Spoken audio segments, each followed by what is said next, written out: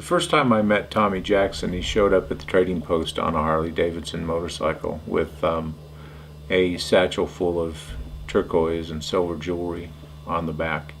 And from that moment forward, we've actually had an interesting relationship. Tommy's a great guy, born again Christian, and very serious about his religion, about taking care of some of the younger people in the area where he lives, and about his silversmithing. And in the case of this buckle, this is actually a fabulous piece.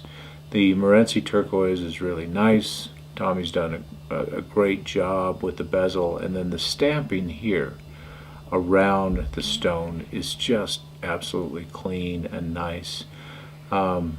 Everything Tommy does is very good quality. He's a very well-known silversmith, and he is recognized around the Southwest as one of the best craftsmen.